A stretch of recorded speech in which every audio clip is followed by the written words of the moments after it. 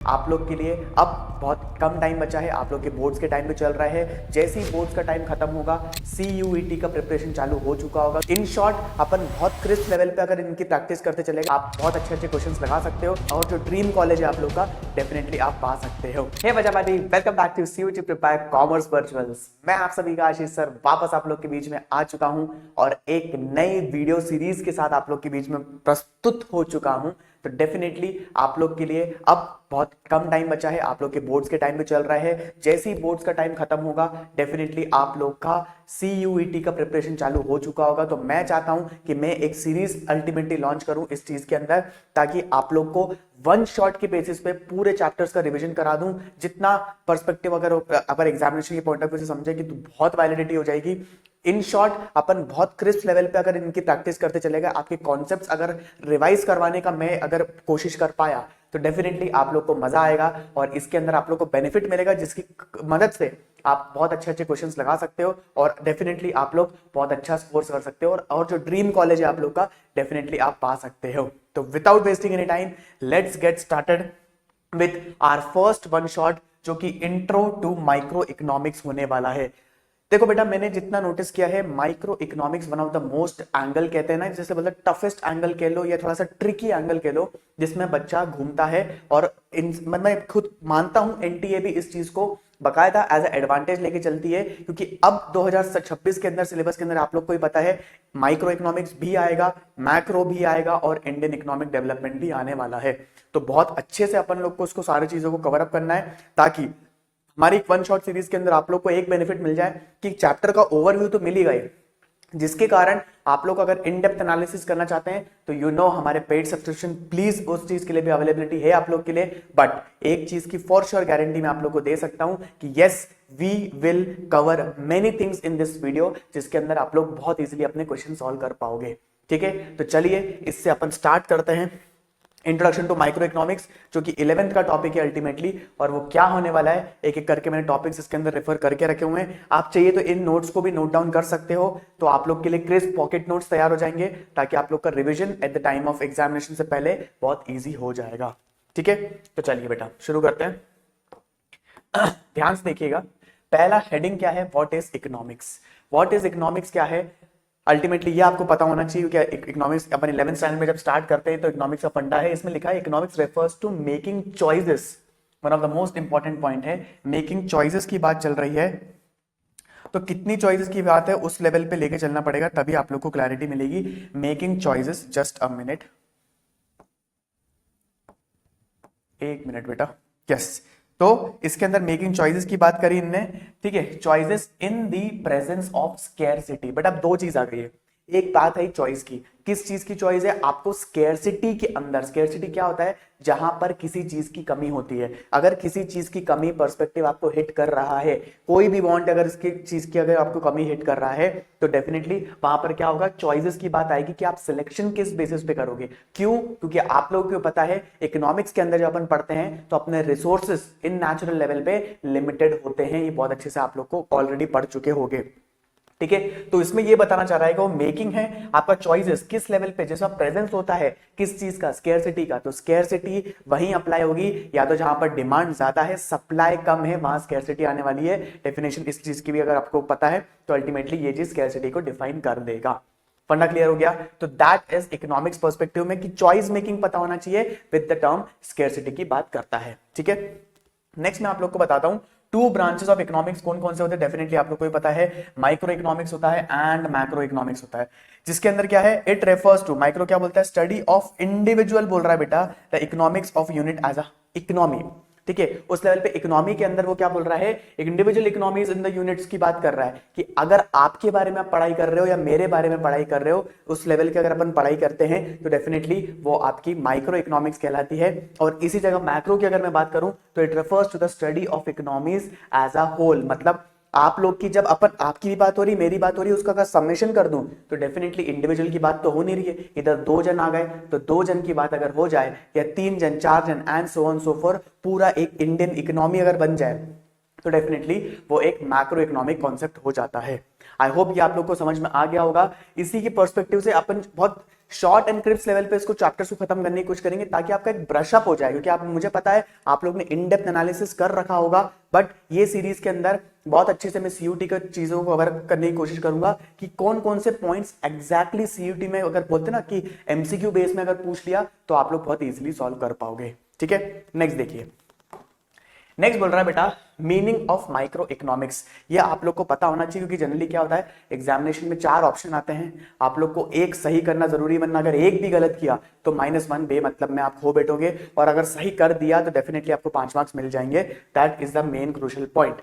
तो इसमें क्या बोल रहा है, it refers to that part of economics theory, economic theory है which studies the behaviour of individual unit in an economy. मतलब वो ये कहना चाह रहा है, जैसे मैंने पिछले उसमें बताया था कि अगर सिर्फ आप इकोनॉमिक थ्योरी की बात कर रहे हो, चलो इकोनॉमिक थ्योरी आपने पढ़ा, तो इकोनॉमिक थ्योरी अगर आप पढ़ते जाओगे तो भाई या तो इंडिविजुअल की पढ़ोगे या पूरे देश की पढ़ोगे, पर अपन माइक्रो इकोनॉमिक्स की बात कर रहे हैं तो इंडिविजुअलिटी की पढ़ते हैं, आपकी या मेरी, अपन दोनों की बात नहीं कर रहे हैं, या तो आपकी या तो मेरी। उसी लेवल पर अगर आप इकोनॉमिक थ्योरी पढ़ना चाह रहे हो तो उस चीज को कवर अप करेगा माइक्रो इकोनॉमिक्स कॉन्सेप्ट। पढ़ना क्लियर हो गया। नेक्स्ट देखो, नेक्स्ट बोल रहा है demand and supply are tools. देखो क्या होता है कि अपन बोलते हैं ना एक मेजरिंग टूल्स की अगर अपन बात करें कि भाई आपको पता तो चले किस एंगल से आप पढ़ाई कर रहे हो। ठीक है, अगर आप सीधे से सिंपल लेके चलो कि डिमांड और सप्लाई की बात करें तो डिमांड किसकी, इंडिविजुअल की, सप्लाई किसकी, पर्सपेक्टिव से इंडिविजुअलिटी की बात चले तो उसी को अपन टूल्स, मेजरिंग टूल्स कह सकते हैं उसमें कि यस ये आपके डिमांड एंड सप्लाई। सिंपल, मैंने aggregate demand aggregate supply word नहीं यूज किया तो प्लीज कंफ्यूज मत होना, that belong to macro economic वाला part. But simple demand and supply की अगर मैं बात करूं तो डेफिनेटली वो किसका पार्ट हो जाएगा, माइक्रो इकोनॉमिक्स का पार्ट होगा। फंडा क्लियर है बेटा। नेक्स्ट देखिए, नेक्स्ट बोल रहा है degree of aggregation is limited. Very important.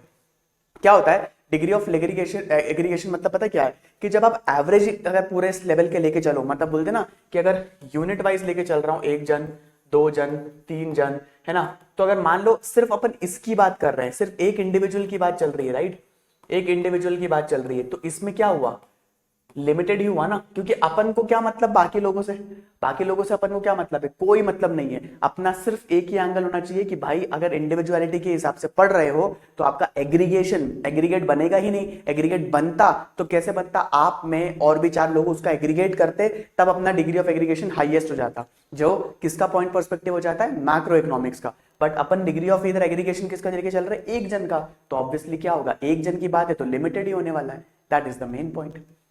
फंडा क्लियर हो गया। नेक्स्ट देखिए, नेक्स्ट बोल रहा है it assumes all macro variable are constant. मतलब वो पता है क्या बोल रहा है, जब आप खुद के बारे में पढ़ रहे हो, सिंपल सा मीनिंग समझाऊंगा, जब आप खुद के बारे में पढ़ रहे हो तो दूसरों का क्या सोचना, जब आप खुद के बारे में पढ़ रहे हो तो दूसरों का क्या सोचना, मतलब आपको अलग बाकी लोगों का सोचने की जरूरत नहीं है। तो जब माइक्रो इकोनॉमिक में स्टडी करते हो, जब खुद के बारे में पढ़ाई करते हो, जब आप इंडिविजुअल लेवल के एंगल को लेके चलते हो, तो आपको होल वाला जो कॉन्सेप्ट है, होल मतलब मैक्रो लेवल के कॉन्सेप्ट को क्या करना पड़ेगा, कांस्टेंट मान लेना, उस पर फोकस करने की जरूरत नहीं है, क्योंकि वो आप कांस्टेंट मान चुके हो, उसका कोई सेंस रेलेवेंस नहीं बैठता है। पढ़ना क्लियर हो गया। तो आपका पूरा ध्यान सिर्फ इंडिविजुअलिटी पे होना चाहिए, और अगर आप माइक्रो वेरिएबल पढ़ना चाहते हो तो आपका macro variable should be constant and vice versa हो जाता है। जब आप मैक्रो इकोनॉमिक्स पढ़ोगे तो उसका वेरिएबल पढ़ोगे तो माइक्रो वेरिएबल को आप कांस्टेंट कर दीजिएगा। फंडा क्लियर हुआ, समझ में आया मीनिंग ऑफ इकोनॉमिक्स क्या था। इन सारे पॉइंट्स को आप नोट डाउन कर सकते हो, क्योंकि इन्हीं पॉइंट से आप बोल सकते हो कि कहीं ना कहीं एमसीक्यूज बनके हिट हो सकते हैं। यू नेवर नो, सीधी सी बात है। ठीक है, नेक्स्ट देखिए। नेक्स्ट बहुत इंपॉर्टेंट टॉपिक है बेटा इसके अंदर का, very very important star mark topic है, इसको तो मैं भूल भी नहीं सकता, कि सेंट्रल प्रॉब्लम ऑफ इकोनॉमी। देखो सेंट्रल प्रॉब्लम ऑफ इकोनॉमी होती क्या है, सेंट्रल प्रॉब्लम ऑफ इकोनॉमी मतलब गवर्नमेंट की एक प्रॉपर एक बढ़िया हेडेक होता है। किस बात का हेडेक होता है कि महाराज मेरे, कि अगर मैं रिसोर्सेस मेरे को पता है कि लिमिटेड है मार्केट में, और उसके बेसिस पे क्या होता है, रिसोर्सेस पे लिमिटेड और टेक्नोलॉजी के बेसिस पे काम चलेगा, तो भैया मुझे एक चीज बताओ, मेरा सबसे बड़ा हेडेक है कि मैं बनाऊं क्या, What to produce। दूसरा होता है हाउ टू प्रोड्यूस, कैसे बनाऊं, वो वाली चीज। और लास्ट में फॉर whom टू प्रोड्यूस, मतलब किन के लिए बनाऊं। पहले तो क्या बोल रहा है, what to produce, then how to produce and then for whom to produce. फंडा क्लियर हुआ। तो इसमें क्या बोलता है, it refers to the problem of making choices of the goods to be produced in an economy. मतलब पता है क्या है, 4 प्रकार के गुड्स होते हैं, आप लोगों को भी पता होगा, मैंने एग्जांपल लिखा capital goods, war goods, consumer goods, civil goods, आप लोगों को पता होगा ये चीज। बट ऐसा एक सबसे बड़ा हेडेक होता है गवर्नमेंट का कि कोई 2 गुड्स के साथ ही आप कॉम्बिनेशन बना सकते हो, ये तो आप लोग को भी पता है, ठीक है। जब आप 2 गुड्स के साथ कॉम्बिनेशन बनाते हो तो आपका सबसे बड़ा हेडेक होता है, आपका नहीं, गवर्नमेंट की बात कर रहा हूं, क्योंकि यहां पर सेंट्रल प्रॉब्लम लिखा है, तो central belongs to the central government. फंडा क्लियर हो गया कि भाई एक इकोनॉमी के अंदर सेंट्रल गवर्नमेंट का टेंशन रहता है कि या तो मैं कैपिटल गुड्स बनाऊं, 2 गुड्स ले लो, 4 गुड्स हैं इसके अंदर, तो 2 कैपिटल और वॉर गुड्स ही बनाता प्रोड्यूस करता चले जाऊं, या तो कैपिटल कंज्यूमर बनाऊं, या तो कैपिटल सिविल बनाऊं, या तो वॉर कंज्यूमर बनाऊं, वॉर सिविल बनाऊं, वॉर कैपिटल बनाऊं। सबसे बड़ा हेडेक रहता है ये, समझ में आया। तो हम, और हाँ एक चीज ध्यान रखना, जब आप ग्राफिकल रिप्रेजेंटेशन करते हो इसी का, तो आपके पास कितने पॉसिबिलिटी होती है, 1 और ये 2, X axis and Y axis, correct है। तो उसी के एंगल में एक लॉजिकल रीजनिंग के पर्सपेक्टिव से बोलूं तो सबसे बड़ा हेडेक रहता है कि आप 2 ही कॉम्बिनेशन ले सकते हो, या तो आप कैपिटल गुड्स बना लो, कैपिटल गुड्स क्या होते हैं आप लोग के, इन्वेस्टमेंट वाले गुड्स, करेक्ट। वॉर गुड्स पता ही है, गोली बंदूक बारे, उसी के डिफेंस के गुड्स को ही बनाते चले आए। कंज्यूमर और सिविल गुड्स एक ही प्रकार के गुड्स होते हैं जो कि कंजम्पशन लेवल पे सिविल, जो नॉर्मल पब्लिक है आप और मैं, उसे कंज्यूम करते हैं। फंडा क्लियर हो गया, समझ में आ गया। तो ये सबसे बड़ा हेडेक है, कौन सा गुड्स प्रोड्यूस करे, that is a major problem of what to produce वाला angle from the central government perspective. समझ में आ गया बेटा। नेक्स्ट देखो, नेक्स्ट होता है सबसे बड़ा हेडेक, हाउ टू प्रोड्यूस। अब चलो पहले डिसाइड कर लिया मैंने कि मैं कैपिटल गुड्स बनाऊंगा और सिविल गुड्स बनाऊंगा फॉर एग्जांपल, ठीक है। अब मैंने ये दोनों गुड्स बना लिए, अब सबसे बड़ा हेडेक है कि मैं कैसे बनाऊं, हाउ टू प्रोड्यूस। तो हाउ टू प्रोड्यूस में क्या बोलता है, it refers to the problem of choices related to the production technology. मतलब किसके बेसिस पे बनाऊं। 2 प्रकार के प्रोडक्शन सबसे बड़ा हेडेक होता है, एक तो लेबर इंटेंसिव टेक्निक होगा और दूसरा होगा आपका capital intensive technique. Labour intensive technique मतलब क्या हुआ, या तो आप पूरे लेबर को बुला लो, भाई साहब आ जाओ काम कर दो, और कौन सा काम कर दो, क्या बनाना क्या है, या तो कैपिटल या तो सिविल। पढ़ना क्लियर हुआ। तो कैपिटल गुड्स और सिविल गुड्स बनाने के लिए आपने पूरे 100% लेबर को लगा दिया, तो उसे कौन सा बोलेंगे अपन, या 100% भी छोड़ो, 90-10 ले लो। मतलब 90% आपने लेबर ले ली, 10% आपने मशीन ले ली, कोई दिक्कत नहीं है।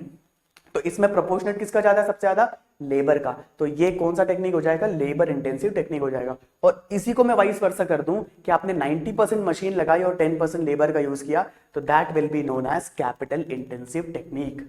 फंडा क्लियर हो गया। तो what to produce done, how to produce done, and the last is for whom to produce. उसमें क्या बोलना चाह रहा है, it refers to the problem of choice between social equality and GDP growth. मतलब सबसे बड़ा टेंशन ये रहता है कि भाई मैं अगर बनाऊं तो किन के लिए बनाऊं, सबसे बड़ा है कि अगर उनके देखो मैंने सिर्फ एक्सपेंसिव गुड्स बनाना चालू कर दिया तो अमीर और अमीर वाले एंगल बनते जाएंगे, गरीब और गरीब वाला एंगल बन जाएगा। तो जो गैप है ना, इसको मुझे गैप को ना फिल करना है। तो एक गैप फिल करने का सबसे बड़ा हेडेक रहता है फॉर whom टू प्रोड्यूस।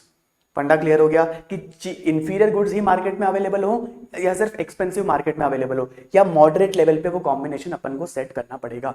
तो यही सबसे बड़े 3 टेंशन होते हैं आपके सेंट्रल प्रॉब्लम ऑफ इकोनॉमी। इसके अलावा कुछ भी नहीं है। अगर आपने इसको ढंग से समझ लिया तो आप एग्जामिनेशन में आराम से क्रैक कर पाओगे। फंडा क्लियर हुआ कि नहीं बेटा, ये बताओ। अब देखो, वन शॉट सीरीज का एक सबसे बड़ा डिसएडवांटेज ये कह लो कि मैं बहुत डीप डाइव उतर नहीं सकता, क्योंकि टाइम एक बाउंडेशन रहेगा और आप लोग को क्विक रिवीजन चाहिए। तो क्विक रिवीजन पर्सपेक्टिव के लिए मुझे इतना ही, मेरे हाथ बंधे हैं, मेरा मुंह बंधा हुआ है कि मुझे उतना ही बता पाऊंगा जितना एग्जाम रेलिवेंट होना चाहिए। फंडा क्लियर हो गया। चलिए आगे बढ़ते हैं। Next, one of the most important aspects of this chapter, second है, मतलब बहुत इंपॉर्टेंट है, प्रोडक्शन पॉसिबिलिटी कर्व। क्या बोलते हैं इसको, PPC। दूसरा नाम क्या है, PPF, प्रोडक्शन पॉसिबिलिटी फ्रंटियर। और भी सारे नाम है, आप लोग को पता होगा, TC भी बोलते हैं, transformation curve and all. Production possibility boundary भी PPB भी बोला जाता है, राइट। तो उसके नाम से बहुत सारे नाम है। तो अब ध्यान से देखना इसका क्या फंडा है।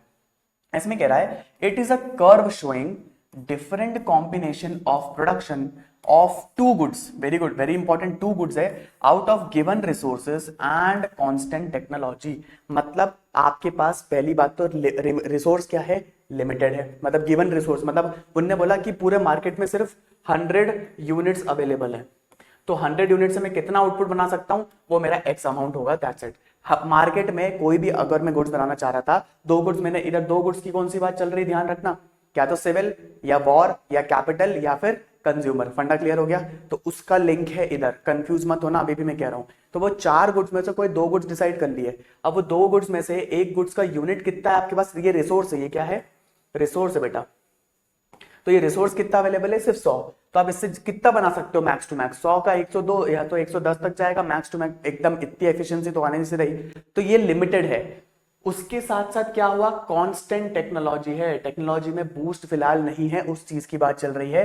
तो उसके बेसिस पे आपको पीपीसी का कवर देखना पड़ेगा।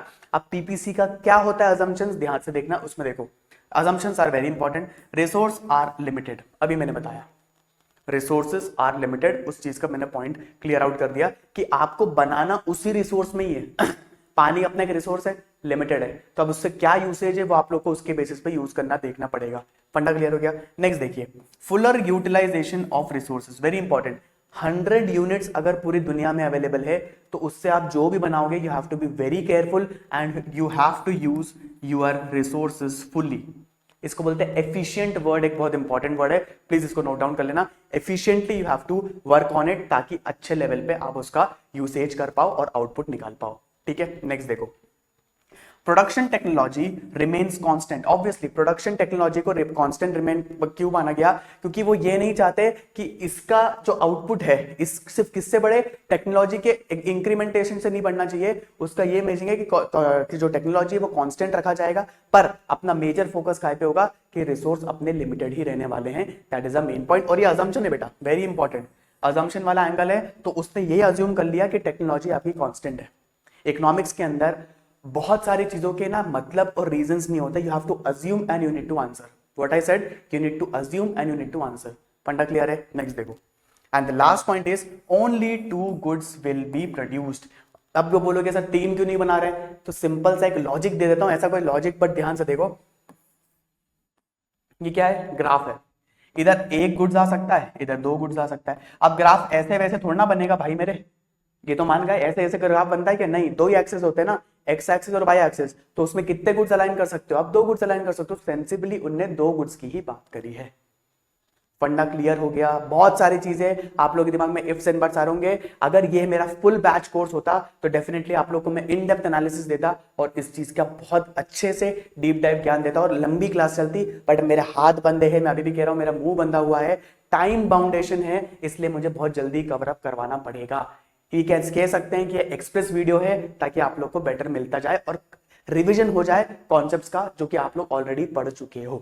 ठीक है, नेक्स्ट देखो, नेक्स्ट देखिए बेटा, next again very important, marginal rate of transformation. Marginal rate of transformation का सबसे मेन इंपॉर्टेंट क्या होता है, एमआरटी का फॉर्मूला भूलना मत, एग्जामिनेशन में जनरली क्वेश्चन आता है तो ये मार्क्स देके जाएगा।